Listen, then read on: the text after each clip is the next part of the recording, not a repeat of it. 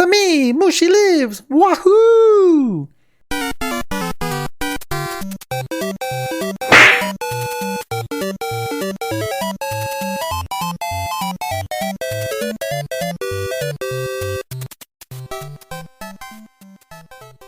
At least, that's how the Mario we know and love today sounds like. However, despite the changes Mario has undergone over the last 35 plus years, the core of his design, both in appearance and gameplay, has remained almost identical since his breakout game Super Mario Bros. On the Famicom/Nintendo Entertainment System. That isn't to say his toolset hasn't expanded. Despite starting out as a carpenter, he is most well known as a plumber, but he's also taken on the role of a kart racer, tennis, golf, soccer, baseball, basketball, and Olympic athlete, while also making time to have lots of parties with his friends. However, like any normal person, he's made some business decisions that didn't work out, like opening his own hotel or attempting to do business with Philips on their CDI console. Ugh, big mistake. But he always bounces back. And in today's episode, you're going to find out why. We'll be back at the end of the show.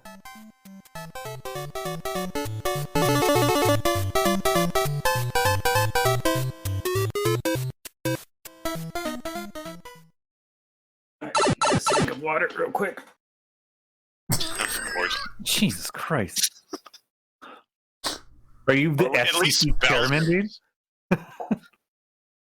At least you have Bowser, man, in the background. Yeah, that's going to be part of the thing right now, too, I guess.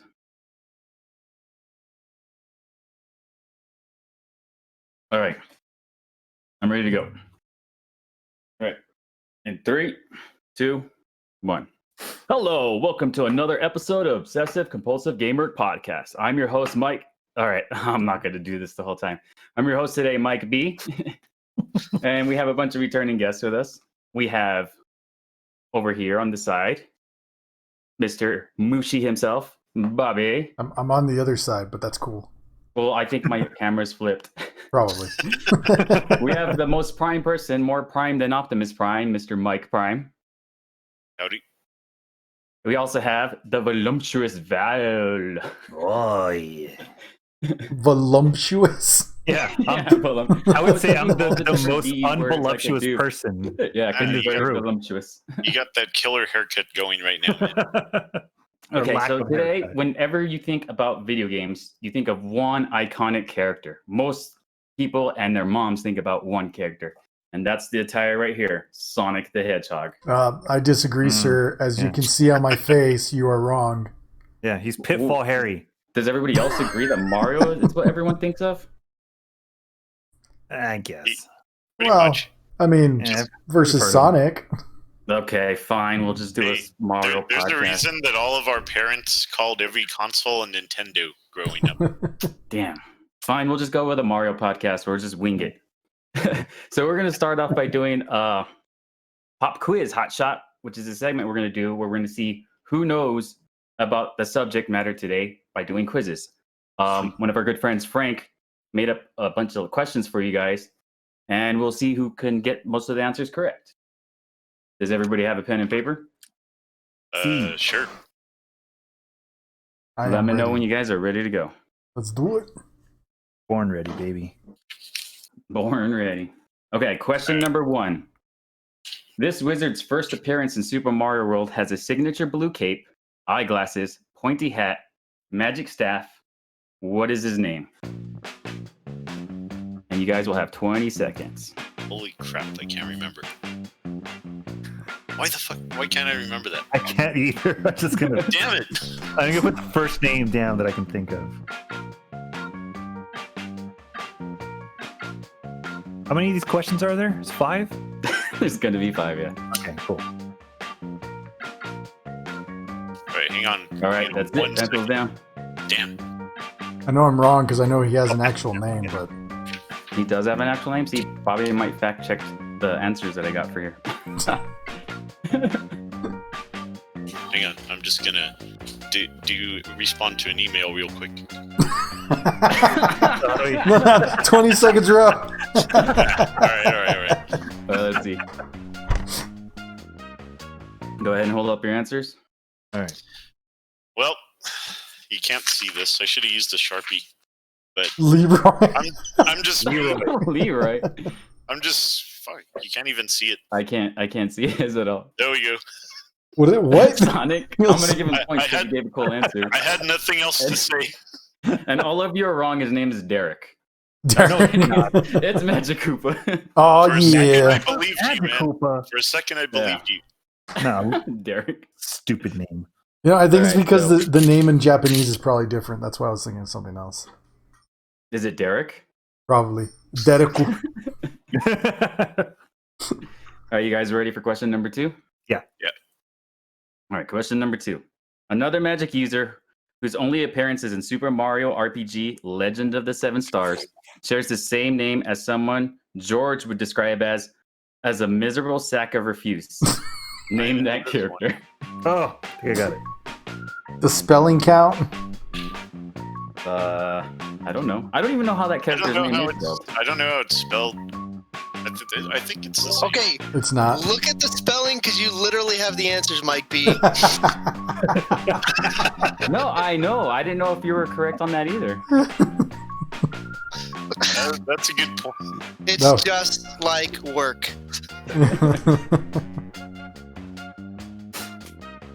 All right, I already got my answer. Yeah, I got mine ready? too. Yeah, I got mine too. Yeah. All right, pencils down. Let's do it then. Do we show my? Oh, Jeez, my camera's like in the opposite. I can't see what the other Gian. ones are. Okay, the answer is Gino, but see, Bobby spelled it G-I-N-O. It is That's how I spelled thought it was Gino. See, but Frank said No, it was it's G-I-N-O. not. No, I it's not. literally just played it. Okay, so I'm going. I haven't played it recently, so I'm gonna trust Frank on that one. But yeah, Gino's the correct answer. Huh. All right, we ready for question 3? Sure. Right. What is the final course for the special cup in every Mario Kart game? Read the question properly, please, sir. What? I said the U.S. Oh shit! What is the final course for a special cup in every Mario Kart game? The dreaded blank blank. It's not Zippy Lane. I hate these fucking levels, by the way. Gianni Drive.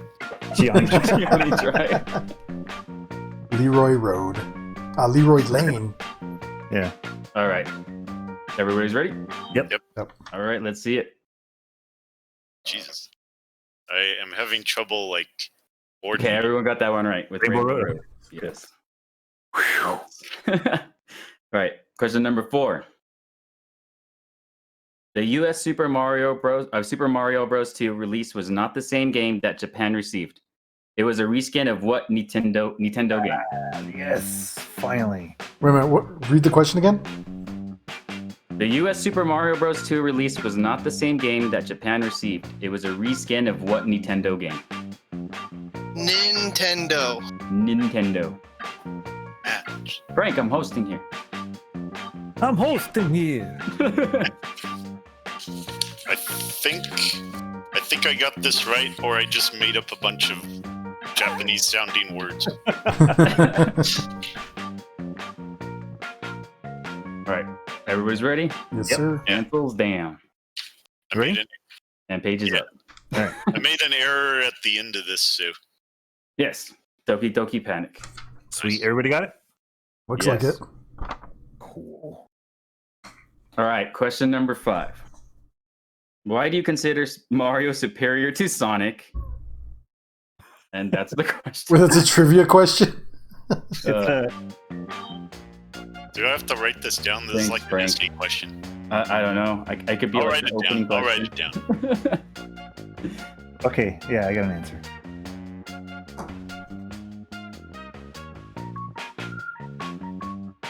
Are we yours out? Yeah, I don't know. What answer you writing, Val?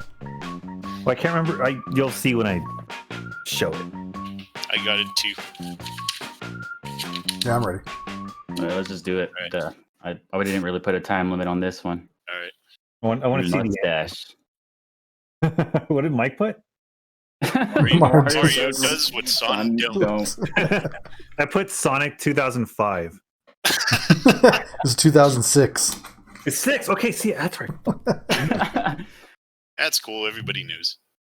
Yeah. Everybody knows Okay, how so I wasn't keeping track on this, but I'm gonna go with Bobby got the most answers, correct? That's fair. Sure. All right. I think I got them all. All right, so continue on. We're gonna start with the actual questions here now. Are you telling yourself to continue on? No, I said we're gonna continue on. Oh, okay. My bad. So we're gonna go ahead and say what the question is that we always use for mostly all the podcasts to start off is what was the first Mario experience in gaming that you had? Well, my first Mario experience was also the first Nintendo experience, and it was the classic Super Mario Brothers on NES. Cool. Mine was not actually that one, but I'll get to mine right now in a bit, I guess. Anybody else? It's because you're a little baby. You're born. It probably was. Dude. You're born 10 years ago. So mine was also the first one. And I actually have a few good stories about that. So, I think I was like 7 when we got that game, when we got the Nintendo, and I had like this issue where I was always this hyper kid, right, who couldn't stand still if I was excited about things. So my brother hooked up the game and was playing it, and when it was his turn, I had to watch. And for some reason, I had this fucking instinct to just jump up and down like constantly while he was playing and freak out like every like turtle and shit he would step on. Did you like mimic his jumps? Like when I would do shit like that, and I was just like, I just couldn't stop fucking moving, and he would like piss him off. He would pause the game, and be like, "Would you just cut that shit out and stop fucking moving?" So another thing too is I was I was 7 and I was kind of stupid, and I was reading the manual for the game, and you know how they in the original manual they actually had like the pixel art of all the characters in the game. And they had Bowser. They had Bowser in there, but for some reason I read it as Broadster. so I kept fucking calling him Broadster. Up to the point where my brother thought that was his name. So he goes to school one day and he tells me, I think he was like already in high school. And he comes home and he's pissed as fuck at me. He's so pissed off and he's like, "Hey, you fucking idiot. His name isn't Broadster. All the guys thought I was fucking stupid."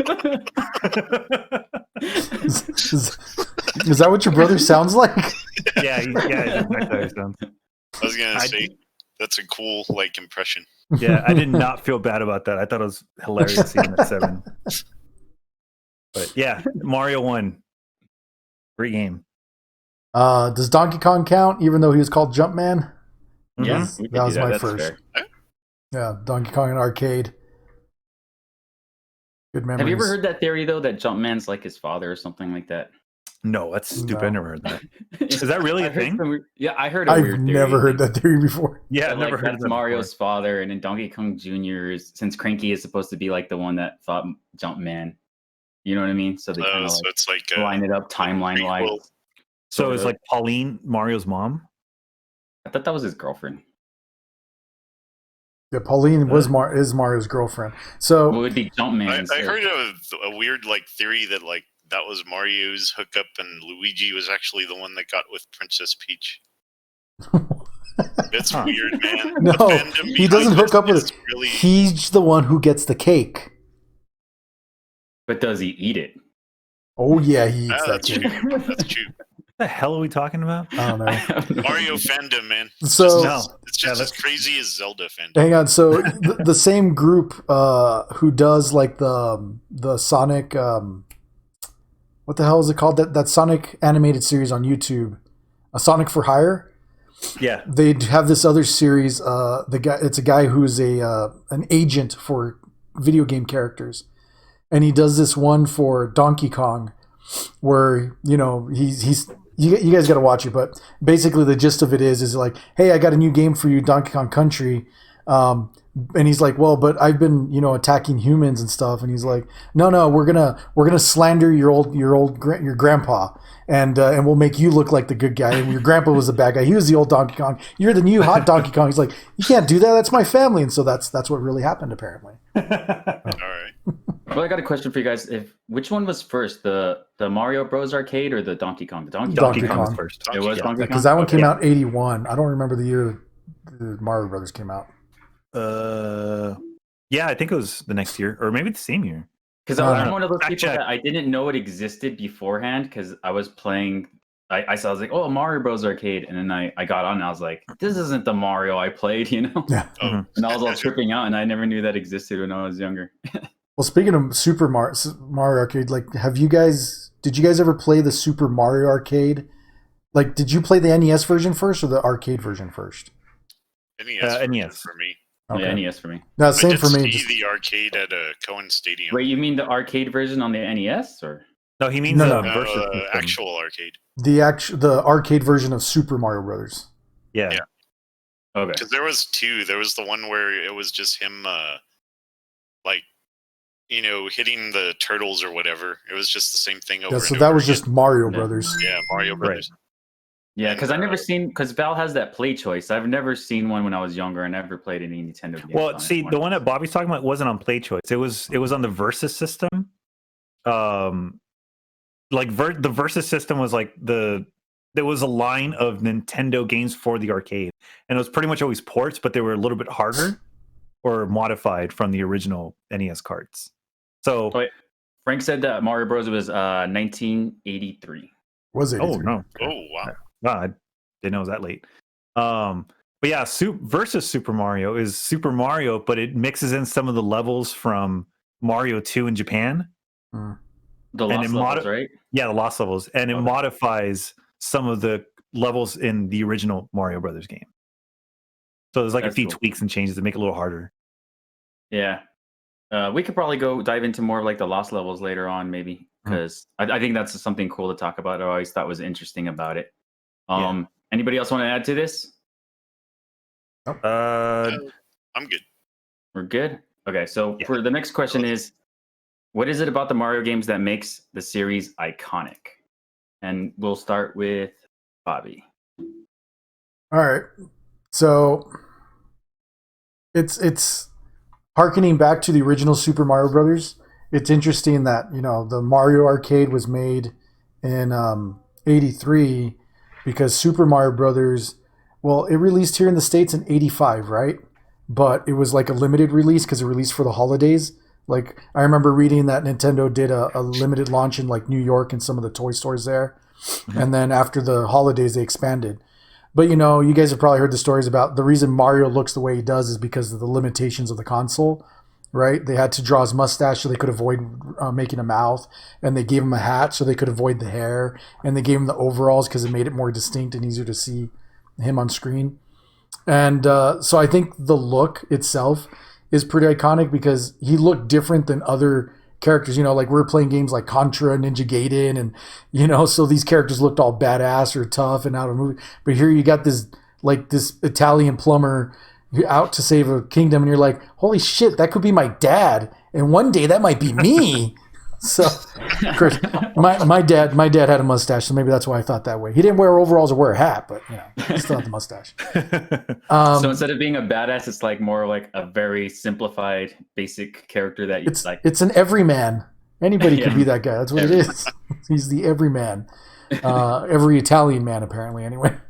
So, so yeah, you have the look. I think the look is very iconic, but I think ultimately you have both the unique fantasy world of the Mushroom Kingdom. Because again, games of the time, those 8-bit games were kind of trying to do 8-bit renditions of mostly real world locations, right? Again, I go back, Contra, even though you have aliens and stuff, you know, it's real jungle, it's buildings, or you have Ninja Gaiden, you're finding all the buildings. And even though there's fantastical elements, Super Mario truly had this completely fantasy world that you had no idea what to expect. Like, you see this fucking mushroom come out of a box and you're like, the hell should I do with that? And then you run into it and you get twice the size and you're like, holy shit, when I eat mushrooms at home, I don't get any bigger.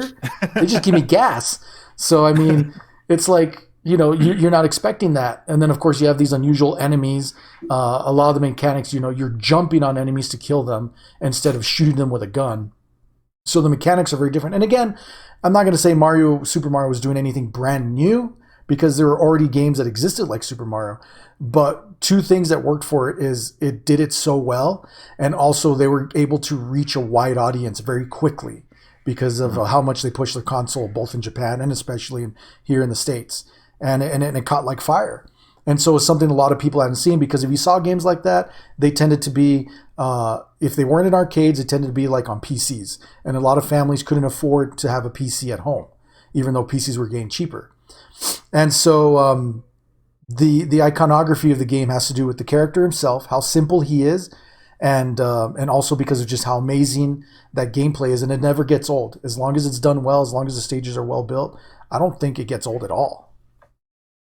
Yeah, real quick though, I don't really know, during that time when the Nintendo was out, the NES, what was the primary gaming computer during that time? Like what was computer? Yeah. Well, it depends on what region you're talking about too. Yeah, I think we're here in the US. I think the Commodore 64 was pretty popular then. Yeah. Okay. Yeah, it was just a quick question. I was wondering when you're bringing it up. Also, there was it just made me think of something too. Is when you were talking about when you go into the world and you get a mushroom. I remember seeing an old video that used to crack me up all the time. It was like an animated video. It might be the Awesome series, but it has Mario jump and he's like confused where he's at, and then he gets a mushroom and he's like freaking out because he turns huge. And there's like two Goombas on the side, and he's like, "Hey Charlie, check this out!" And then he's like, "Oh dude, he's huge, man!" And they're like flipping out. Sorry, I just had to say that because this reminded me when you were talking about it. There's been a lot of good stuff like that, though. And that's the thing. I mean, you'll see, like, there's this channel on YouTube called Lowbrow, or I think they rebranded. They've been Lowbrow this year.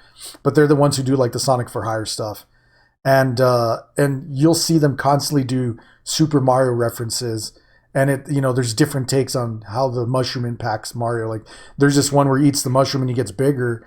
And then he goes and sees a doctor, and the doctor says, "Well, it looks like this mushroom's stuck in your pituitary, but if you stop eating the middle pass, and you'll be fine." And then in the next thing, they just show Mario. He's like fucking huge. Like, if you remember New Super Mario Bros. On the DS, the first time it came out, you had that full screen Mario, and that's what he looks like. And mind you, it's 8-bit Mario, but he's like walking really slow. He's like, "Ugh," and you hear the music going, doot, doot, doot, doot, doot, doot, really slow. And then so he hits a block, and it comes out, and he eats it, and then he just falls over and dies and like crushes all the Goombas in there next to him. It's freaking ridiculous. But yeah, I mean, it works in ways that you totally don't expect. I mean, the fire flower, you didn't know what it was going to do. And then, oh shit, I can throw fireballs. And you run into the green mushroom, you don't know what it's going to do. And suddenly you realize you get an extra life. 100 coins gives you an extra man. It did a lot of things that, at least for me, from my memory, I didn't see in games before. It wasn't about a game about going around and shooting and killing enemies, even though, yeah, you're stomping on Goombas and killing them. At least the turtles, you can make the excuse that, well, I'm just using their shell for something. I'm not killing them, But the point is to me, it just did something completely different, and it was amazingly fun to play. It had such great replay value, and for the most part, I think they've maintained that for the entire generation of Mario platformers. I think there's very few that are weak, and even the weak ones are probably still better than most of the platformers out there. Mario teaches typing. Great platformer. And our producer Frank confirmed that its Commodore 64 was 1982. So it would have been around that time. Yeah, it was pretty popular, so I figured that would have been it. Yeah, just to add to what Bobby's saying, because he kind of just said a lot of things I was going to say is, to me, I know there was games that there were platforming games before Mario, like you had Pitfall and shit like that, but to me, Mario is the one that kind of defined what platforming is as we know it today. Because I never saw a game like that before Mario, and after that, it seemed like everybody else tried to copy Mario, or at least was very much influenced by those games, right?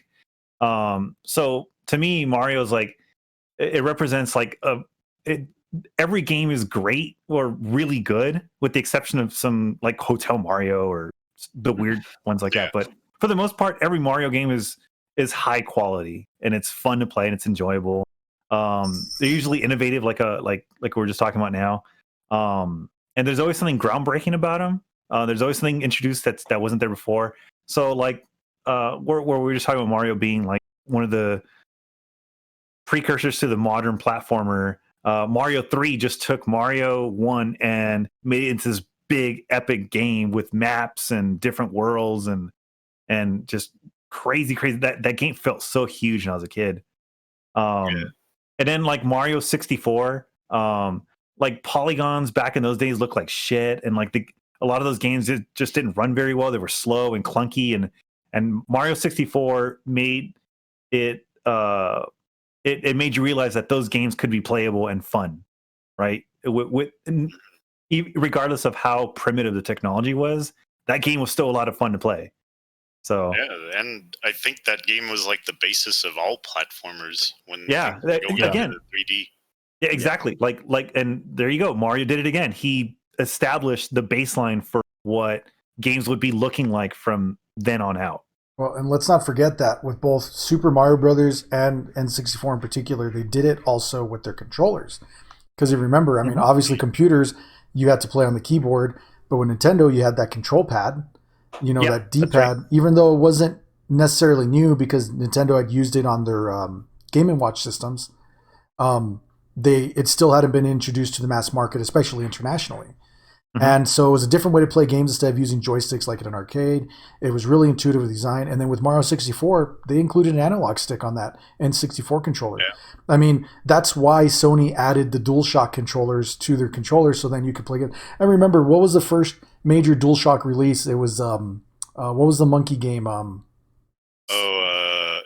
Ape Escape. Ape Escape, yeah. No. I was going to say Escape from Monkey Island, but that's something. And you try playing that game, without analog sticks, it's going to suck. And those analog sticks really revolutionized the game. Really revolutionized game controllers because now everybody uses them. Now everybody has it, even Sony. Yeah. Well, this is one of the things I always thought was really amazing about the Mario game series, though. It's how versatile it is with the genres too. They have like the party games, they have racing games. Yeah. Goes like all of it works really well, no matter what type of genre game you do. With it just fits well. Or they just work really hard to make sure that's the one thing for at least like the mainline ones or the main series of the game. 100%, it's very smooth and very tight controls, and everything seems to work properly no matter what. Yeah. And that's the one thing I've always appreciated about it, and I've always liked about it. Or when I do play it, I do enjoy those aspects about it. Yeah, it's just the genius of Miyamoto, man. He's just I assume he's such a perfectionist that is he actually he's the one that said that, right? That what was his quote? That a good game can only be made by me. No, it's something like a good game can be delayed, or versus a rushed game will be bad forever, or something like that. I can't remember the exact quote, and I'm mutilating the phrase or the quote, but basically, like he takes his time, and he ensures that the game is a quality product. So, and it shows because. How many times do you think people come and be like, "Here's this," and he's like, "Disgusting, start over."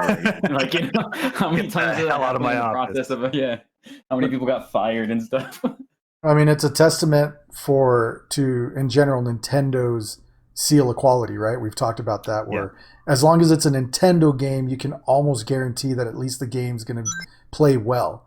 Even though you yourself may not like the game, it's going to play well. I think like the worst Nintendo game that I can think of is the game Geist. I don't even know if you guys remember that one on GameCube, where you played a ghost that produced possessed stuff. I've played the game. I never finished it because I honestly I lost interest, but I didn't feel like it played bad. I just think they didn't, whatever team worked on it didn't quite hit the mark on it.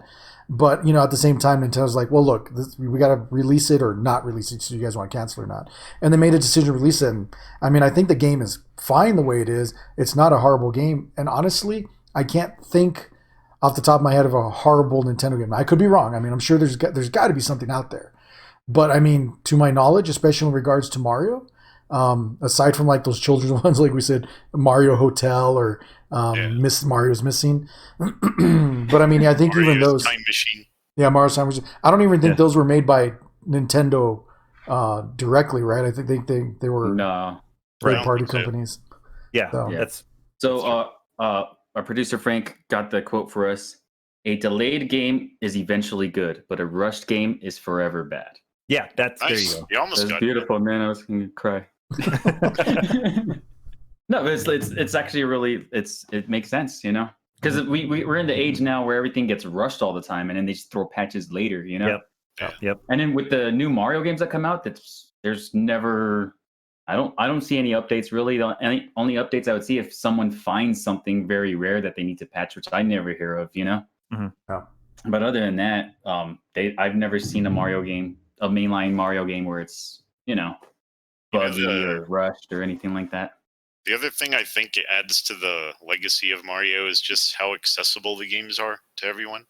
Yeah. Because you can just casually play it, or you can be like those crazy speedrunners that do all these insane tricks. And, you know, you watch videos of the Mario Maker guys that are blowing through the levels, like throwing bombs and jumping back and forth on everything. I was going to ask you guys this. Like, Mike, do you think that's planned since you're talking about that? Like, do you think they planned out for the stages to be beatable that way, or people figured it out and it just worked well for them as the challenge? The interesting thing, as far as I know, I don't know if this is correct or not, but the first Mario Maker game, you can pretty much create whatever you want. So I'm sure a lot of people like planned their levels that way, but then there were people that like, you know, start you in a room full of spikes and there's no way to But what about the original Mario games? Because people do crazy moves on those, but I'm wondering if you're talking about like the old ones? If Nintendo planned it out to be like their people could do crazy stuff like this, or did they map it out the way to be difficult, and then people just found out you could do it this way, and it just looks I honestly really cool. think maybe both. I'm sure there was somebody there that like some developer that was like, yeah, let's program this so people can run really fast or whatever in this area. But a lot of the speedruns I see are just people, like I'll watch some of the developers for certain games watch people speedrun it, and they're just like blown away. You know, it's their game, and they're like, oh crap, I didn't know you could do that. Like, it's just things that people figure out because they play the game a lot and they know it so well. It's not something Nintendo really does. Like, you know, there are games like, take Celeste, for example. You guys are familiar, all familiar with Celeste, right? And, you know, there are indie companies who design games like Celeste who you have your main player campaign, but then they also have a speedrun version. And so they develop it that way. I don't think Nintendo does that with their games.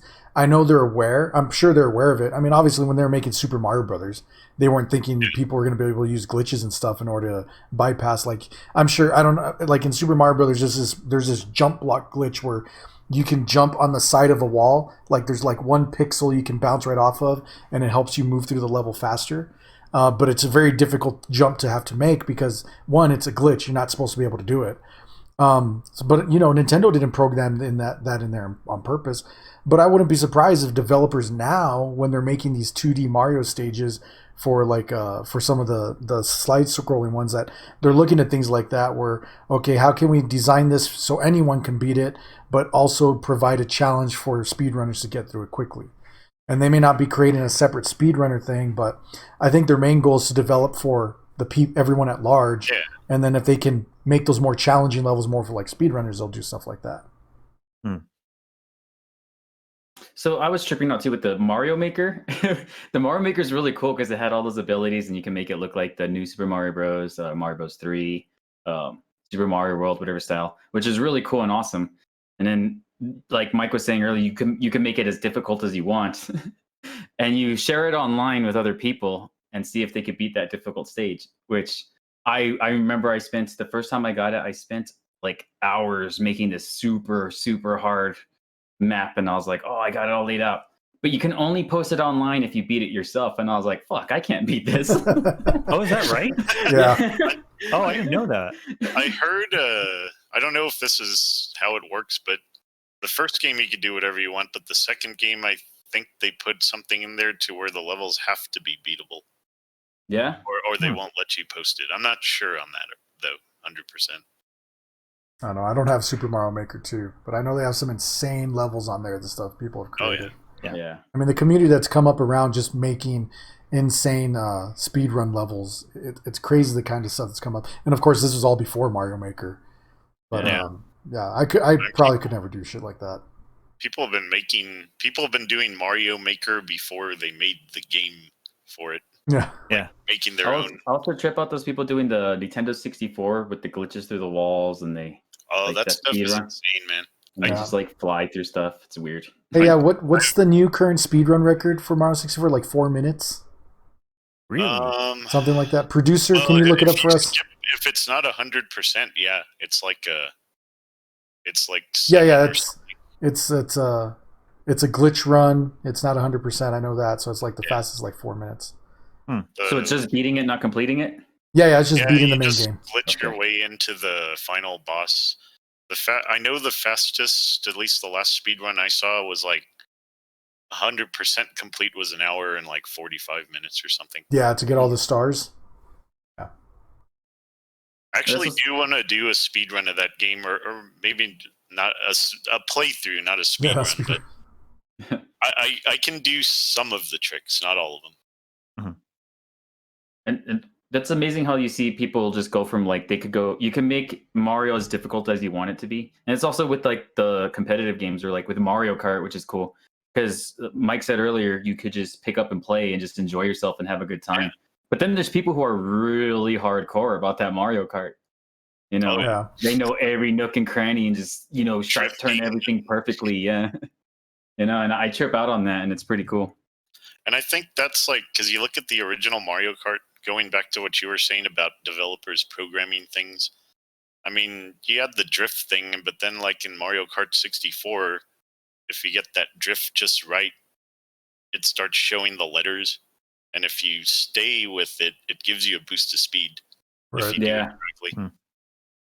Yeah, so I don't know how to do that glitch, and there's so many different versions of that game out there that some of them have taken out that glitch.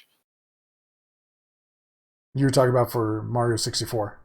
Yeah, to do that speed run, because I know there's the way they do it is they have Mario like you're jumping forward over and over again, but you're holding a combination, so he keeps on doing this like just jumping backwards, and then he just glitches through everything. Because what's happening is he's gaining so much speed by doing this that he's just eventually running faster than the game.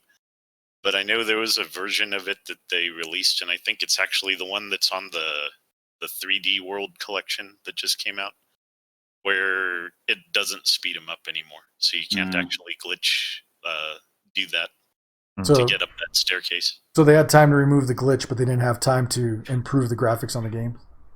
Yeah, pretty much. And they switched the camera around, like it's reversed, so it's all weird. Mhm. Frank, let me know that it's the Nintendo 64 one that has like the drift boost, the side to side. Okay. Yeah, Well, that's the and one I they all do it from there. It's just I think the one you're thinking about was the DS version because that D-pad is really flat and it's really easy to swing back and forth on that D-pad. Yeah. It's because I don't notice it in 8. 8, I think you just have to hold the drift for a long time. I don't think you can make the drift go You fast. you can hold the drift and it builds up, but if you rock it back and forth, at least to me, it feels like it goes faster. I can't confirm one way or the other, but Well, anyway, so I'm gonna. Is it okay if I add to this question because it's not on there? hey, you're hosting, bro. All right, cool. Your show, So, man. what's everybody's favorite Mario game? We're doing that now. That's at the end. That's one of the questions, isn't it? Oh, my bad. See, I fucked up. I thought it was gonna be what's your favorite. That's it. Hosting rights revoked. I was looking at stage. I didn't even fucking notice the game part. All right, I'm gonna edit that shit out. Nah, leave it in there. Nah, leave it in, man. We can do it. All right, so okay, then we'll go to this. Who is your favorite character besides Mario? And mine's right there. Broadster? Sonic. Roadster. Yeah, I do want to point out something. Were you eating a chili dog earlier? Like Yeah. with the Sonic hat. That's awesome, man. Stays in character. Oh man. All right, sorry. So mine would be Bowser and Yoshi. It's the ones I like. So who's the question addressed to? Everybody. So I'll start. I was gonna start with Val. Yeah. So, so I'm gonna just give you a little backstory on this. So, when Mario 2, the American Mario 2, because some people think it's not a game, a Mario game, which is bullshit. So when we got that game, for some stupid reason, in my family, there was 4 of us. My brother, and my two sisters. And for some reason, we all assigned each other a character. We could only use that character. And I got stuck with Toad, which is fine because eventually I learned to embrace the Toad. Like, he was the fastest character, and he had the vest, and he looked cool as shit. I was gonna say he's fast, right? Like, I Yeah, couldn't he's the remember fastest what his power was. Or Yeah, his he's fast, and he can pull stuff out of the ground the quickest. Well, that's what it But is. He has the biggest power, so he can pull stuff out of the quicker, but he's not the quickest character. Right. Yeah, he is. He's the fastest. Is he? I thought he ran faster. Yeah. He can run the fastest, and Oh, but he doesn't jump as high. yes, that's what it is. Okay. That's like his downside is he doesn't jump as high as the other ones. But yeah, so I wrote Toad just because that's the only answer I could give, because that's the only one I had a memory about. Yeah, actually, Toad's my favorite character, aside from Mario. Actually, even beyond Mario, I think I still like Toad better because he's just, like in Super Mario Brothers 2, he is the biggest character because, like we mentioned earlier in the trivia, it's based off of Doki Doki Panic. Mm-hmm. And for those of you who aren't familiar with Doki Doki Panic, Toad is the father character in Doki Doki Panic. It's Mama, Papa, and I don't remember the name of the other two characters, but it's the main character and then the sister, the little sister. But anyway, Toad replaces the father, the princess replaces the mother, Mario replaces the son, the brother, and Luigi replaces. I'm sorry, not Luigi. Wait, is it? Yeah, Luigi replaces the other one, whoever the leftover one is, and so that's why Toad's so big in that game. Because they use the same, they had to match the pixel because of the what do you call them, the hitboxes and stuff, so that way they would match up. And so they matched it with the ones that are like perfect size for them, probably. Right. So they designed Toads to fit that pixel size because the hitbox had already been designed. Otherwise, they would have had to redo the hitbox, and it would have taken longer to develop the game or to redevelop it. And so that's why Toad looks that way he does. But if you see Toad from every game thereafter, he's just this scraunchy, this scraunchy. I don't even think that's a real word. That's why he has the made up a word there. And but then he has that scratchy voice. He's like, I can't even do a Toad voice. Like, hi, my name's Toad. See, I can't do that shit. I mean, how does Nintendo come up with Toad's voice? Sorry, but your princess is in another castle. There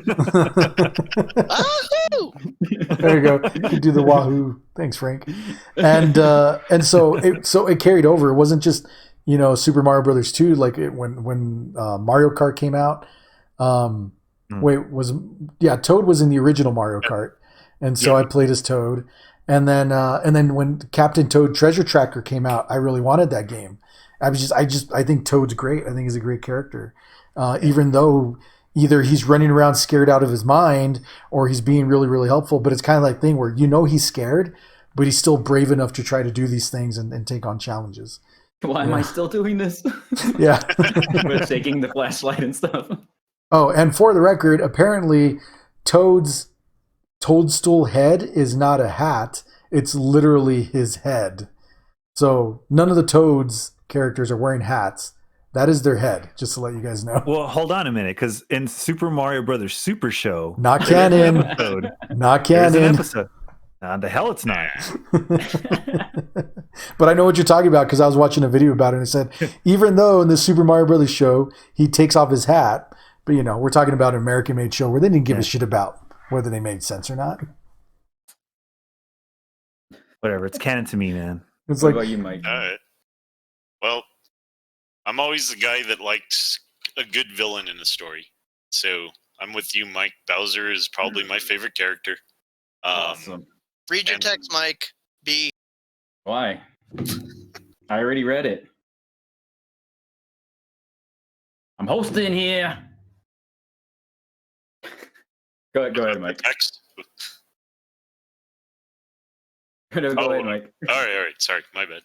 Anyway, I like Bowser is one of my favorite, just because I think without a good villain, the protagonist doesn't really have a reason to do what he's doing.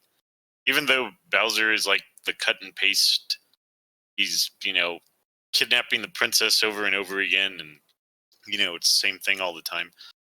One of the reasons I love Bowser though was in Super Mario RPG. And Yeah, I like that you one know, a lot. spoiler alert, but that's a really old game.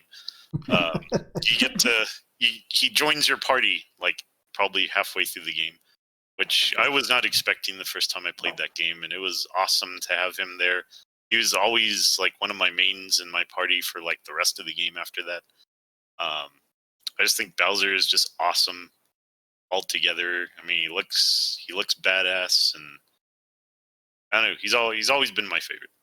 Can't have Mario without Bowser. He's always cool. I think a second best for me on that one would be Yoshi. But I think a lot of people just out there just pick Yoshi for, I have no idea, because you ride him, I guess. I don't know. Whoa. Hey, come on, man. It's a family show. And then you just sacrifice them to get over that little thing in Super Mario World. Why is it no one ever talks about the other Mario villains? Like you have Wario. Like no one gives a shit about those guys. It's always Bowser. Oh, Bowser's always in the games. They got to switch it up. If I had a second one, it would be Wario, because I loved the second Mario Land game, the 7 coins.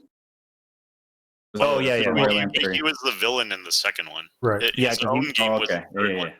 He was the villain in the second one, and I thought it was clever. I mean, it's just the M upside down's Wario, and then like they developed his own, persona throughout the years.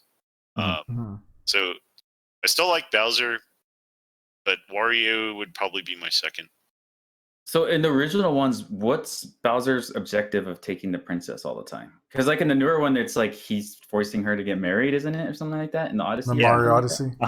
Yeah. So was that his goal? And like from the beginning, every time he kidnaps her, or in the older ones, it's like he's trying to take her kingdom, or what? I think it was more her. He was trying to take the kingdom, but I'm not 100% sure.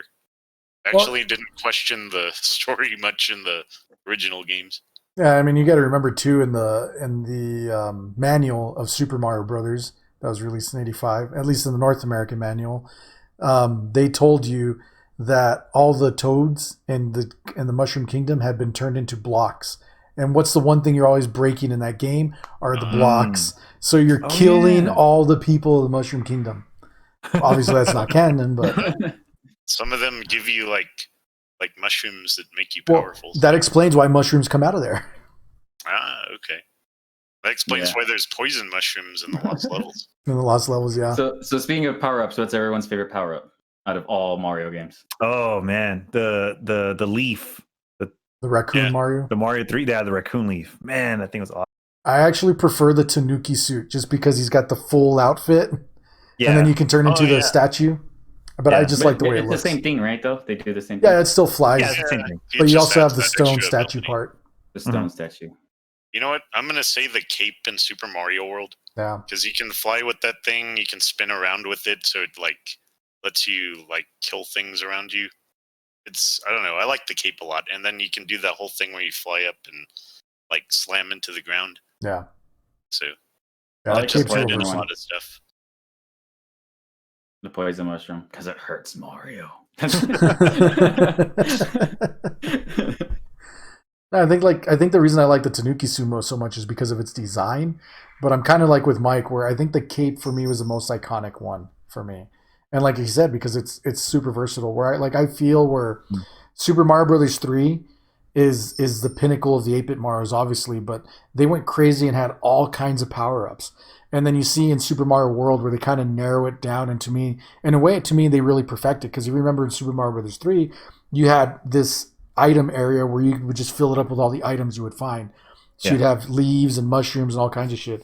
But with Super Mario World, you could only hold one while you're using another power. Yeah. So it kind of limits it. But again, everyone has their own opinion about what great. It was kind of like sorry, I didn't mean to cut you off. I was saying that it's a little bit of like adding a little bit of strategy to it too, so you don't have this big like case or whatever he puts these items in, full of all kinds of stuff. It's just like you got to find what you find. So would you say the cape made it the easiest or the best item to like use to get through a stage? I just think it was the funnest because it gave you so many extra abilities that you could use to play the game. Yeah. No, but I think Mike, you're on something. I think it would have it made you able to cheat your way through a level if you knew how to just Oh yeah, coast. you could just fly through the entire Right, thing. right. Well, and then when you see speedrunners play Super Mario World, they use that cape a lot to get through a lot of stuff in order to either glitch through things or fly through things. It's crazy what they do with that cape. Again, because that cape is so versatile because they add the spin attack to it, which I know the Raccoon Mario had, but you have that spin jump that breaks other blocks, and then you can fly with it, and there's all kinds of crazy things you can do with it. Mm-hmm. All right, so with the power-ups too, I don't know if this is true. Is it called Super Mario once he gets a superstar, or is it when he gets a cape? No, Super Mario is when he gets the mushroom. Yeah. When he gets the mushroom, so when he's big? Okay. Yeah, so like that, like Tiny Mario is supposed to be like Mario's actual size. That's just he's like the Princess Peach's kneecaps and shit. Yeah. Like it's kind of grotesque when you think about their. Well, I'll stop there. Yeah, there's a. So like the nightstand has a medicine bottle with mushrooms in it, so that way when they're ready, it's the Viagra of the Mushroom Kingdom. From that new Super Mario Bros, he's just like, I got something saved for you, baby, and he gets those big giant mushroom ones that make him. Magnum mushrooms. What are they actually called, though? Magnum mushrooms from my monster. All right, I'm not gonna finish it. What's that mushroom actually called, though? Super Mario Bros. Oh, the giant mushroom. Oh, I don't the giant even know. The giant mushroom. Oh yeah. Oh yeah, we're gonna call them Magnum mushrooms from now on. That's what they are. Magnum mushrooms. Oh man, that's great.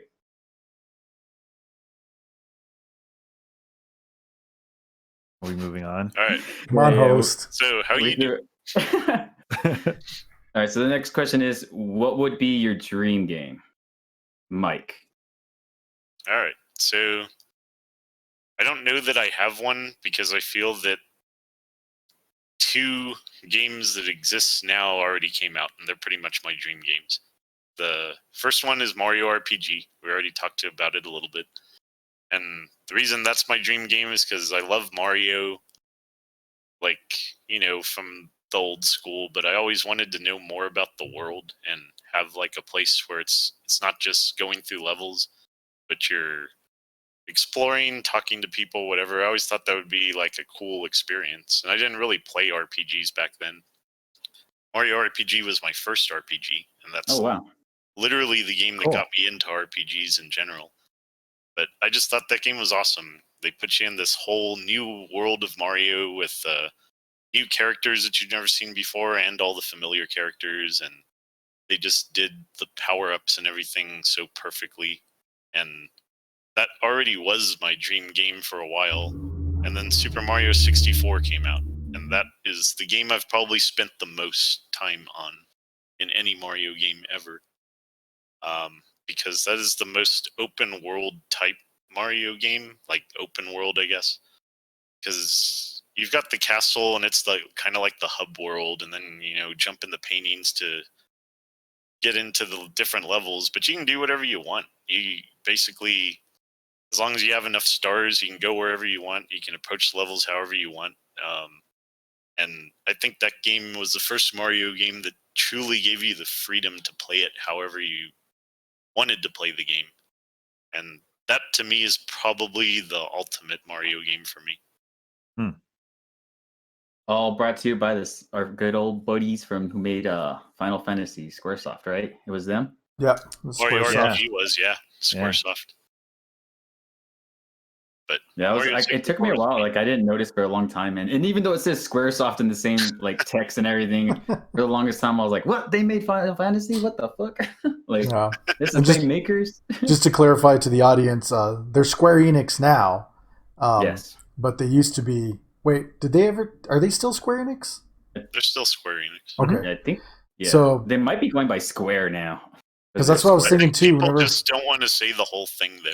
So for those of you at home who don't know, Square and Enix used to be 2 separate companies, and Square made Final Fantasy, and Enix was known for Dragon Warrior or Dragon Quest, but they called it Dragon Warrior here in the States up until number 8, I think. And but anyway, eventually those 2 companies merged into one conglomerate and took over the RPG world. But originally, yeah, Super Mario RPG was a Square game, Square Soft, and I'm with Mike on that one. But not so much that Mario RPG was my dream game that already came out, but my dream game would be a sequel to Mario RPG that takes place in that same world, either with the same type of the what is it called, 3/4 isometric view. No, that's not 3/4, isometric view, or a full 3D world representation, a la your standard 3D world RPG now. Because I mean, it's so easy now to do platforming in those games. Well, I shouldn't say easy, but it's obviously doable because now we have lots of platformers that take place in 3D worlds. They did it with Doom Eternal. Yeah, but I mean, what you just take the same mechanics from Mario Odyssey, except you apply RPG elements to it. Yeah, exactly. To make it more like an RPG game. Because I really do like the Paper Mario games. I think the first Paper Mario and the Thousand Year Door are incredible games. I haven't really played any of the others after that, but I also really like the handheld Mario games. They have the Mario and Luigi saga. Like there's Mario and Luigi Superstar Saga, and there's Mario and Luigi Partners in Time. There's like 4 games in the series, and those are really good games. But to me, Super Mario RPG is still the best Mario RPG game, and it's because the world building that they do. It's a completely different type of Mushroom Kingdom. You have amazing characters like Geno and Malo that join your group. Bowser's freaking hilarious. Yeah, I mean, the way Bowser. the way they tell stories in that game is, since Mario doesn't talk, he's acting everything out, and then the crazy ass characters like Smithy. And then you had like the Power Rangers knockoff as villains. I mean, those guys were crazy. It was crazy, ridiculous the things that would happen in that game. Plus, then you had the secret Davy Jones. yeah, and then you had the secret Final Fantasy boss that you could fight. That in there. I mean, there's a secret Final Fantasy boss. Yeah, in Super Mario RPG. Who is it?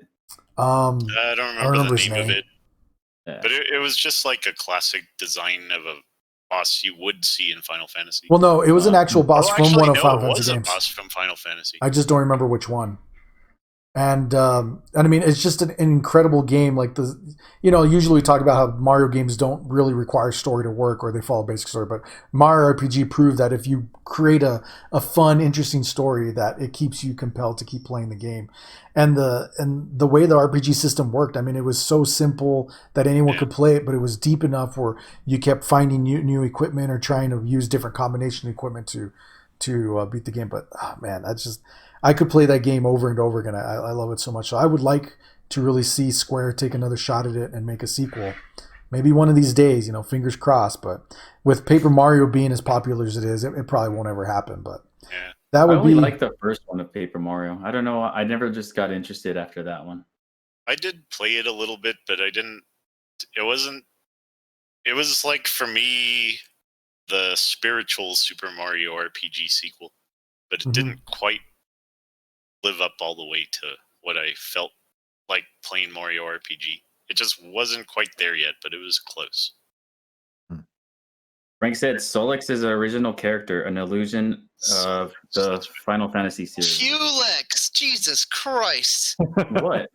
I didn't know how to say it either, Mike, so don't feel bad. So he wasn't in an original Final Fantasy game?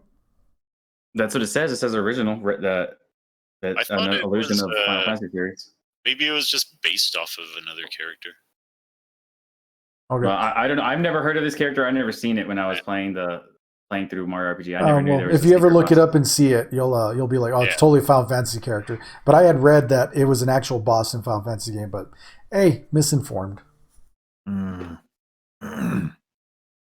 didn't have a good answer for this question, by the way. I actually never played Mario RPG, so yeah.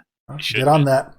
I know. But okay, so the best way I could answer this is actually Frank actually reminded me Super Mario Maker, because as a kid I used to do a lot of pixel art where I would just like draw like the pixel characters like Mario and the villains and stuff, and I would draw out like what I would imagine new levels would be. Like I would design them with with the blocks and spikes and different enemies and stuff, and I would try and draw them as difficult as I could. So if that game had existed as a kid, I think that would have been my like dream game. Nowadays I don't I love Mario Maker, but I don't design anything for it because I just don't have time. But like back then, man, a kid with unlimited time, that would have been a dream come true. Well, It's cool. you bring up Mario Maker, and I did think in my head what would be neat to see is another Mario Paint. Because I liked Mario Paint. Mario Paint back in the day. Making the stamps and creating the simple animations and doing the music, even though I can't make music, but it was still fun to play around with those tools and buttons. And I know there's a lot of things that already incorporate different types of creativity, but there's just something about doing it in a Mario world that would make it so much more charming. So I really would like to see another Mario Paint as well. I think that would be neat. There's a Music Maker one if someone did a whole Nickelback song. And he worked really hard on it. And he's like, why am I getting downvotes and stuff and everybody negative comments? It's all because it's Nickelback. Guy's like, great work. This is fucking terrible.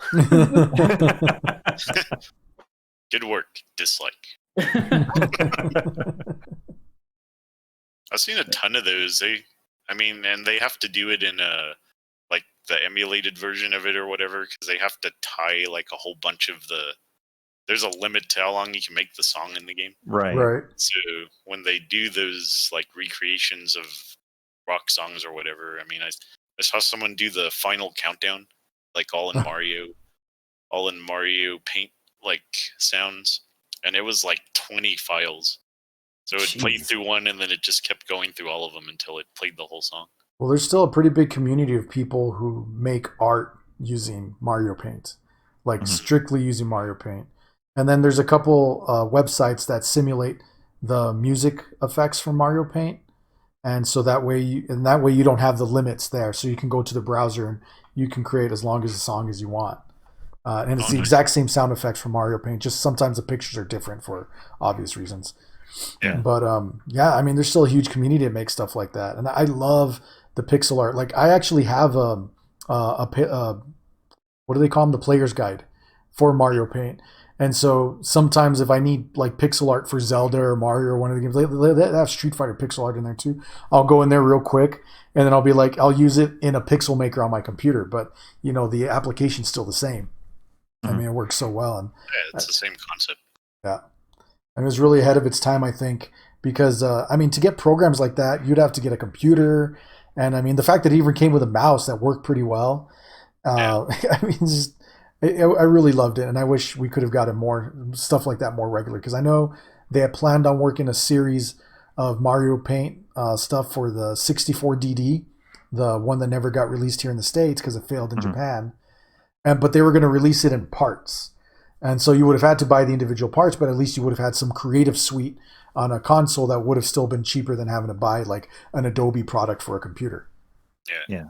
Well, that was the thing that I read. I saw a really cool documentary on Mario Paint a while ago, and they were saying that at the time that came out, it was so successful because parents would like look at it and be like, "Well, this is a cheap alternative to a full-blown like computer with design programs and all this stuff." Yeah. My kid already has a Super Nintendo, and this is like a $60 or $70 game. I don't remember what it was at the time. So that's what that took off just because of that. They could give their kids a kind of a graphic design program. And did each copy come with a mouse, or did you have to buy the mouse separately? No, it came with a mouse and a plastic mouse pad. Which I actually use that pad for my regular computer for like most of my life until things went to the infrared sensor, because it wouldn't work on that. Yeah. Oh, interesting. I didn't know that. Yeah. Why would it not work? Because it reflected back, so it couldn't tell that you were like moving anything. Oh, that's. But on the old school mouse, the one with the ball, of course, it worked great on that actually. That's because it's a piece of plastic. It's not a foam pad. Oh, okay. Yeah, it had like a shine to it, a slight shine, because it had like a grid too. So if you were over the gray spots, you could kind of move the mouse, but as soon as you moved over one of the lines, it stopped responding. Yeah. So I had to get a regular mouse pad, which I'll plug the channel. This is my mouse pad right now. Check out our merch store. You guys still have your Mario Paint set? I do in a box somewhere. I don't know. I don't think I have the cartridge anymore though, but I have the mouse. All right, so with those Nintendo games, I think it was Super Nintendo. It was probably would have been a dream game of mine, which it does exist, but I've never played it, and I don't know if it's any good. I don't know if you guys have. Is it going to be a Mario game with Sonic in it? No. Samari, that Hong Kong bootleg, that Yoshi light gun game or something. I always the Yoshi Safari. Safari. I always wanted to play it, and I was like, that looks fucking awesome. You know what? I've just never tried it or played it or never had it. The game, I did have it. The game was fun, but that Super Scope thing. Oh god, it was overkill. You could only play any game with that for like maybe 40 minutes before the batteries died. Oh wow. That it was just terrible, man. Yes, it was just so clumsy. Like, just use the freaking zapper. Yeah, I was just like, that looks cool. Yeah, the game was great. I loved the game. Like, it was a great shooter or peripheral shooter. I remember it came with what was the name of the Battle Clash? Is that what it was called? The Super Scope game, or was that a separate game? There was a Super Scope 6. No, it came with the Super Scope skips. That's right, cartridge. But then there was a separate Battle Clash game where you had robots on screen. You had to shoot them before they shot you. Oh yeah, I never got to play that one, but I know what you're talking about. That one I played. So the Super Scope was compatible with every light gun game. I don't know that there were too many light gun games. Yeah. I don't think there were too many on the system. I think it was compatible with T2. Oh yeah, it might have been. Yeah, but I can't think of any too many others after that. I want to say that most of the games that came, like, they were made for the Super Scope, like, intentionally. Mm-hmm.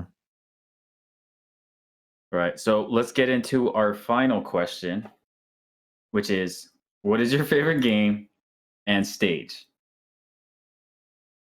The stage one is the one I have a hard time with. But yeah, for me, my favorite Mario game is easy, Super Mario World. That is my absolute favorite Mario game to play over and over. I mean, I know I said Super Mario RPG earlier, but that it's not a traditional Mario game. Like when I'm thinking about what we're talking about today, I'm thinking traditional platformers. Super Mario World, I can play it over and over. I don't care how many times I play the first, second, third, seventh world. I will go back and play it.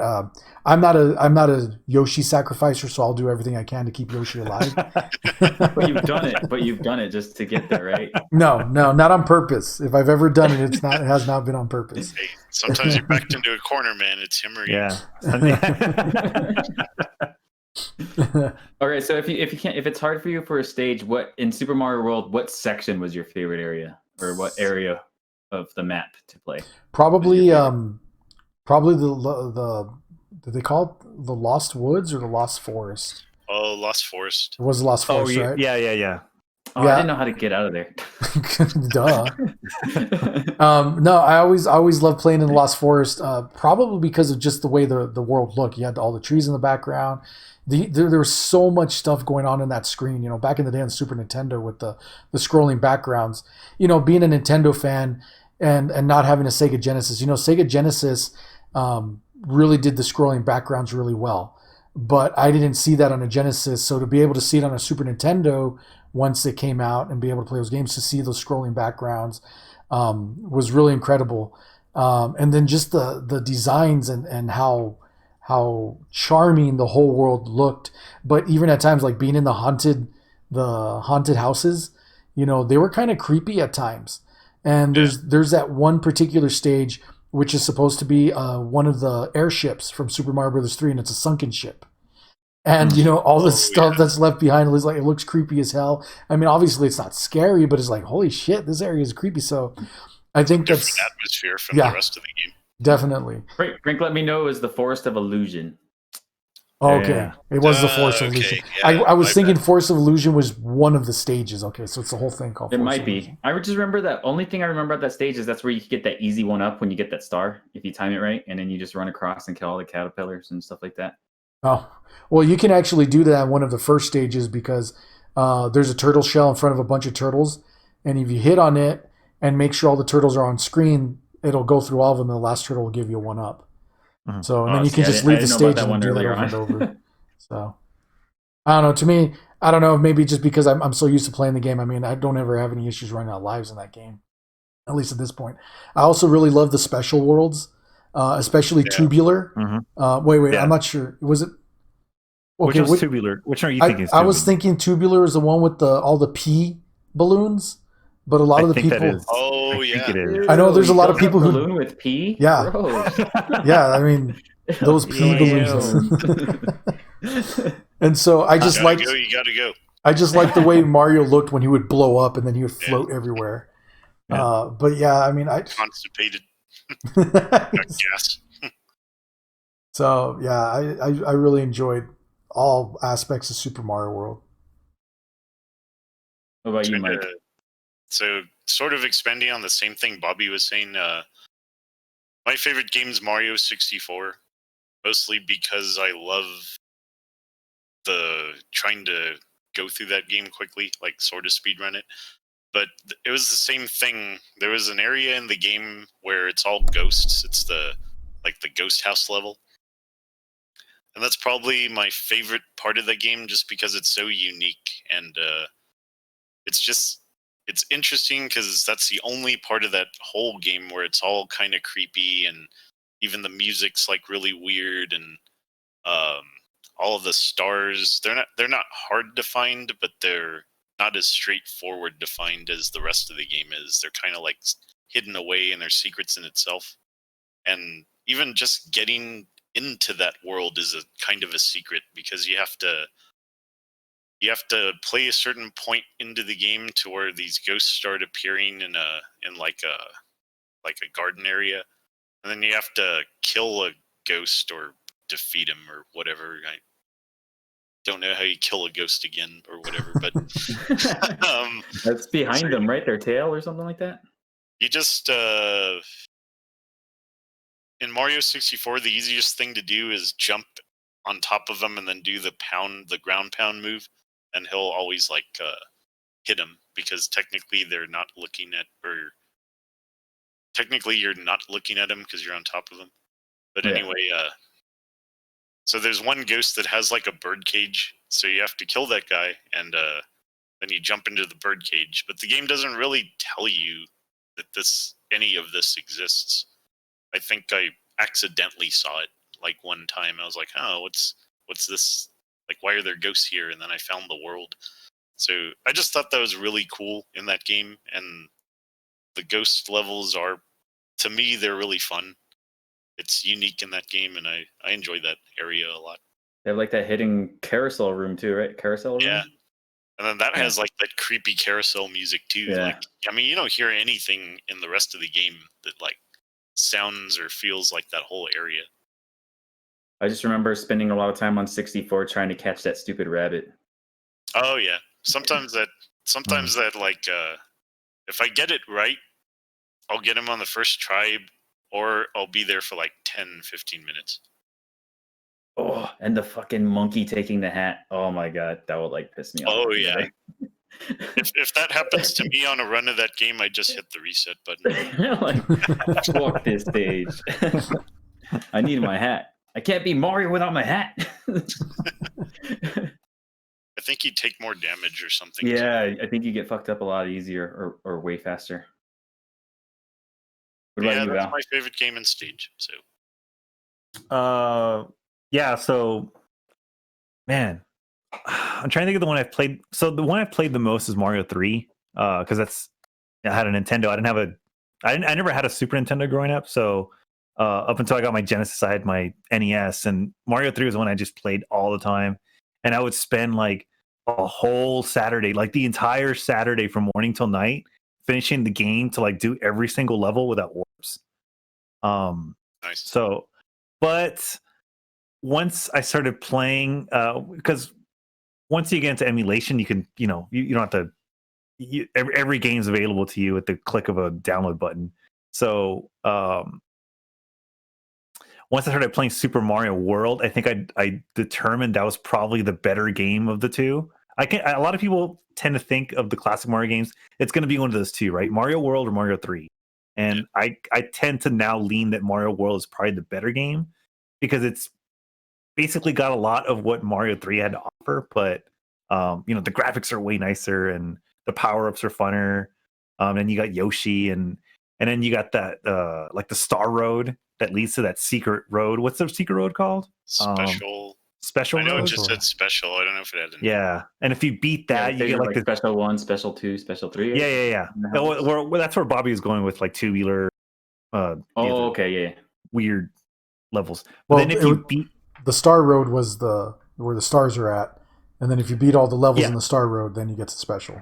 That's what I meant, yeah. So, and then if you beat that, you get like an alternate version of the game. That's right. All the color scheme changes. Sprites are changed. Like that blew my mind when I was a kid. I thought I was like, wow, that is so cool. I didn't even know that was a thing until like 10 years after that game came out. Yeah, I think. Well, I remember because my neighbor, like two houses down, he had a Super NES, and I saw that tip on. I think it was like Game Pro, like the TV show Game Pro or one of those shows. And so we did it at his house. Like we finished the Star Road and we unlocked that alternate version and we were just blown away. But so yeah, it's gonna be one of those two. I probably lean more towards Super Mario World now. But favorite level, Part 3's Giant World, the World 4. Where you could change from like the standard Koopas to like the giant Koopas and giant Goombas and shit like that. Like I thought that was so cool. But a more recent answer actually is Mario Odyssey, New Donk City. I don't know why, but that level is so fucking fun. Yeah, it is to play through. The whole game in general is just great, but like especially that level. I remember I was just playing through it one night, and I was like, man, this is a fucking fun game. And it was because of that level for some I have not played reason. that one yet. Yeah. I haven't either beyond what I've played at Val's house, but what I played was amazing. Like, yeah, I really need to get on that. Yeah, I love it. I got a Switch, and it's just my Smash Bros. Player, basically.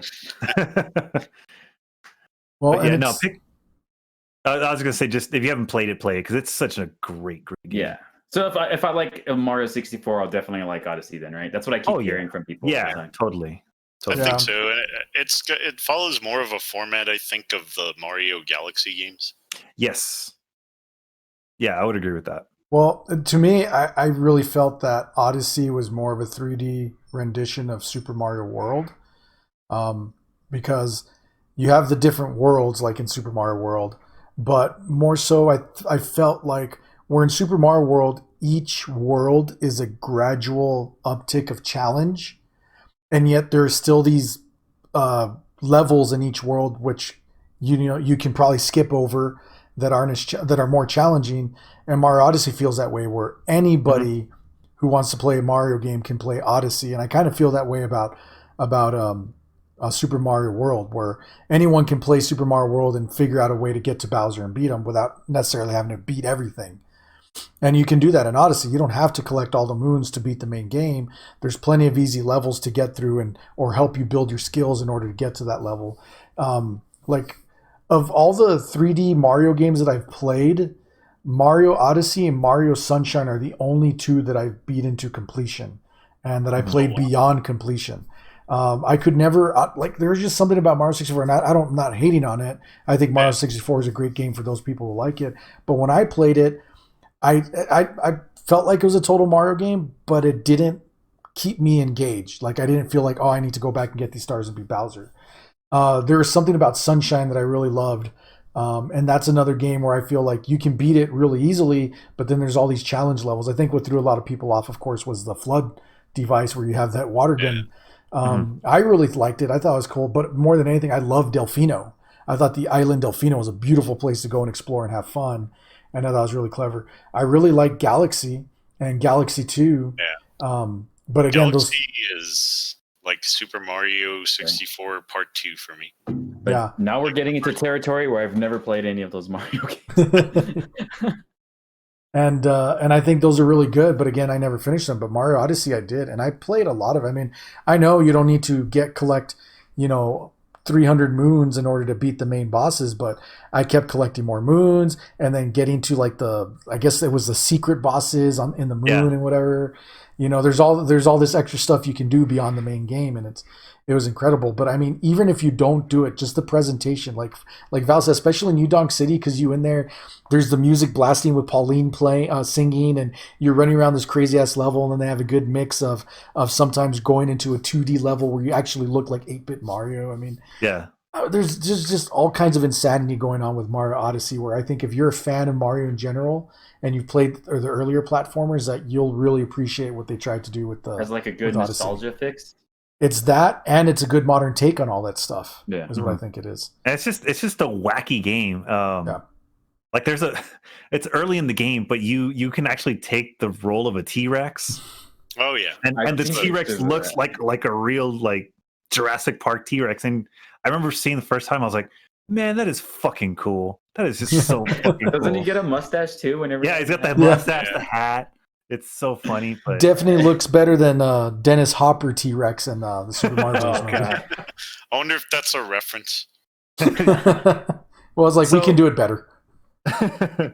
So we're talking about the classic 2D like Mario 3, Mario World. What did you guys think of New Super Mario Brothers Wii? Because it was basically like an upgrade of those games. Was that the one where it's 4 people at once, or is that a different? Yeah, it was cool. Can be. I mean, you can play it by yourself, but when you play with 4 people at once, it's hectic. Like you get in each other's way. Man. It's like it can get really frustrating. I never had a chance to kill play each other by jumping each other's heads when you're trying to jump over something, and you just knock your friend down. It's like, damn. It's cool though. I thought it was really cool and interesting. Yeah. Did you say you didn't play it, Bobby? Not the Wii version that had the multiplayer. I played New Super Mario Brothers on DS, and I thought that one was really good. Oh, that one was cool too. Yeah, it's Turtle Shell too. That was an awesome power. Right. Yeah. The only one that sucked about that Wii one though is I know you guys said you like Toad, but it sucked that you had to be Toads for the third and fourth player. Well, they fixed that with the Mario 3D, the one for the Wii U, the 3D World. Yeah, where you could be like the cat Mario and shit. That was 3D World. They made Toadstool playable in that one. Yeah, nice. Wait, so what was the one with Luigi? New Luigi? What was that? It was like the year of Luigi. Remember that? Luigi's Haunted Mansion. So they re-released. They made a sequel to Super Mario Brothers Wii on the Wii U.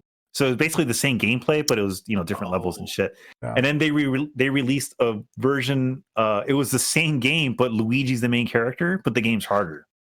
Okay. Well, I thought they added additional levels to it too. I think they did, but there was a lot of the same levels are just more difficult. Okay. Yeah. And Luigi's got a shit life in this universe. always picking up the leftovers. Yeah. Well, they fixed Mario's Missing by making Luigi's Mansion. Luigi's Mansion is great. That's awesome. I love Luigi's Mansion. I still don't have Luigi's Mansion 3. I need to get that one. What? See, there's a fucking 3. I haven't even played 2. 2 is on the 3DS. The 3DS, yeah, Dark Moon. And then I have that. I didn't even know there's a third one. Yep. That came out 3. When, like a year or two ago? I don't. I thought it came out 2019. But I'm not Nintendo sure. Power has been gone forever for a long time already, so I'm not keeping up with this stuff. All right, guys. Is there anything else you want to add before we head out? I do want to point out that I was going to mention earlier in the podcast when we first started, because we were talking about platformers on PC games and people copying Super Mario Brothers. You guys have heard of the Super Gianna sisters, right? Yes. We're talking about Johnny again? And for those of you at home who don't know, the Super Gianna sisters was made for PC by a team to prove that you could do platform games on a PC, because of PCs were getting knocked for not being able to do platform games. And supposedly it's actually a pretty good game. But yeah, it's just called the Super Gianna sisters, and it's totally a knockoff of Super Mario Brothers. Yeah. So yeah, you could definitely emulate it. It's supposed to be good. Now, there's actually a version you can buy it on Steam. It's called the Great Giada Sisters. Well, maybe that's what it was called. No, I think I don't know. You might have been correct though. I think it was Super Giada. I honestly don't remember. But the current one on a play on Super Mario or whatever. Yeah. The current one is actually it's not a Mario riff. It's actually a really You guys should check it out. It's usually pretty cheap on Steam. Steam. Yeah. Cool. I'll check it out. I actually got a quick question for you Mario fans. Since I like Bowser a lot, I never fact check any of that stuff. Is Bowser and Koopa the same person? Yeah. Yeah. Yes. So in the cartoon, because it's canon, he was called King Koopa. He was never referred to as Bowser. Yeah. So in the old kart games, it would say Bowser, like in the NES Mario Bros. So They called him King Koopa in the original NES, didn't they? no, I was about to get to that. In the manual, I think it said his name was Bowser, King of the Koopas. Okay. Bowser King Yeah, I of the think it was Koopas? something like that. Yeah, because the Koopas But are in the. Mario Bros. 3, he's referenced as King Koopa all the time, right? Is he? I thought he was still thought Bowser. He was Bowser because He's I still remember. Bowser? I remember calling him King Koopa or whatever in the first Mario game. And then in Mario 3, I had that exact question you just asked because they started calling him Bowser. And then, he had all of his kids and stuff. And I was like, is this a different character or not? Oh. But Mhm. I think Speaking it of, actually is. speaking of Lenny and what the hell were all their names? Wendy, It was, and You had Wendy, Roy, Lenny, Roy. Ludwig. Ludwig. Oh, yeah, Ludwig. Yeah, it was Roy. Well, none of those aren't his children. That was a mistranslation. What? They really? were never his children because they made him his children in the show, right? But in Super Mario Brothers 3, they weren't his children. They were just running things. Because remember, in later Mario Brothers games, he has Bowser Jr. Right. And Bowser Jr. is his actual son. Now, we don't know who Mom is. The theory is Peach isn't getting kidnapped. She's going on a getaway weekend, and Bowser Jr. is the result of that getaway weekend, because she's really trying to get away from Mario, and then Mario goes and ruins everything, as usual. And the Koopa race, the male carries the baby, so he can come to Mario say princess when. So what the hell are those 7 Koopalings? They're his minions. So He they're not his adopted- kids. They're not related to him at all. They're not related to him. Be like generals of his army then. I feel guess so. I've been living a life. Yeah, I think That's what I'm telling you. That Super Mario Brothers Super Show misconstrued everything. No, I could have sworn when I was a kid that the game referred to them as his kids. Well, I think the game Well, I does, think it does, but that's but, because again, the mistranslation in the manuals Okay. and whatnot. So, All right, so same But- thing, what is it with Birdie? They say Birdie's a male. Berto. Oh, Birdo. Birdo, Birdo's there you supposed go. to be a male that wants to be a woman. That's why Yeah, he wears the bow that's tie right. on his head, Yeah, or the bow on his head. yeah, exactly. They're Okay, progressive. and that's in the manual too, right?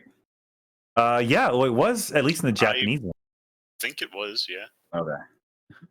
All right, cool. So we got all that cleared up. So if anybody I don't else think we ever thinks did. they have questions- No, we have more questions than answers Yeah. now. So closing out though, I'm gonna let anybody else know. If you need to figure out something, just take Val's advice. Watch the Super Mario Bros. Show. that is, I guess, that's the main canon you have to follow. It's canon. Listen to the episode where, because there is a part where the real life Mario and Luigi are talking, and Luigi's just like, I know you guys have probably all seen this, where Luigi's like, you got some pasta on you, and Mario's just like, fuck you, Luigi. Like, under his breath. And that actually aired. It's great. It's great. Okay. I'm going to close this up, but I actually have one last question I want to ask you guys. Is Mario racist? Is the character What? racist? Why? Like Where does that come from? It's Because, Is he just said insulting that to he's Italians? Pasta and he's automatically. Oh, okay. I thought you meant, is he a racist?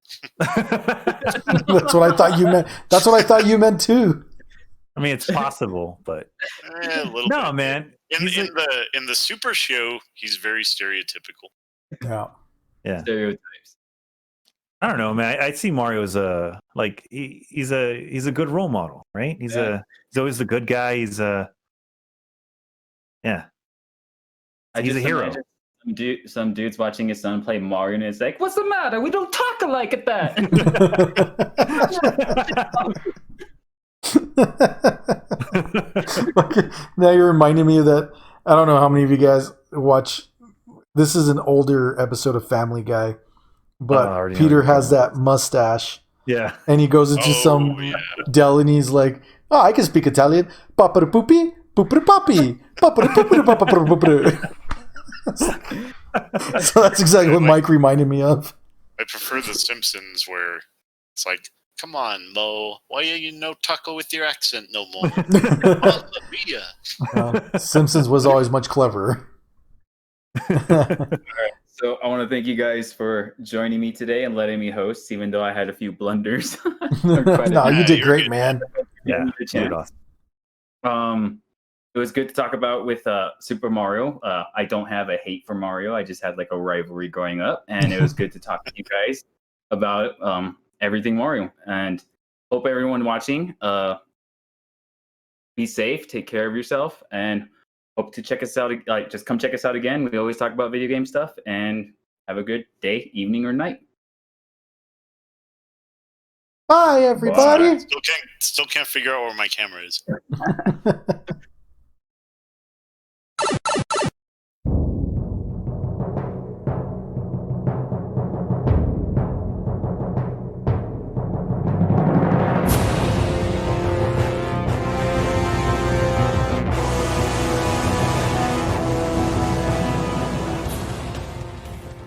And there you have it. Everything you'll ever need to know about Super Mario. Okay, that might be a slight exaggeration, but Mario has a long rich history in gaming, and many of the offshoot games will deserve their own podcast, such as Mario Kart, Mario Party, and even Dr. Mario. We didn't even talk about Smash Brothers, which isn't a Mario game per se, but he is always a huge presence in that series. I guess what I'm trying to say is, look forward to more Mario in our podcasts. Well, that's it for this week's episode. Thanks for listening. We'll be back in 2 weeks, which just so happens to be our 1-year anniversary. We have something special in store for that episode, so stay tuned. Peace!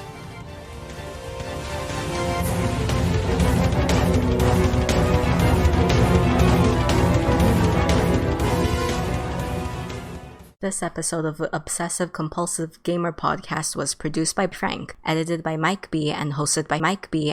If you would like to know more about the music used in this episode, please check the link in the description. Thanks for watching and listening. Check out our website at OCGamer.org for more episodes and articles on gaming.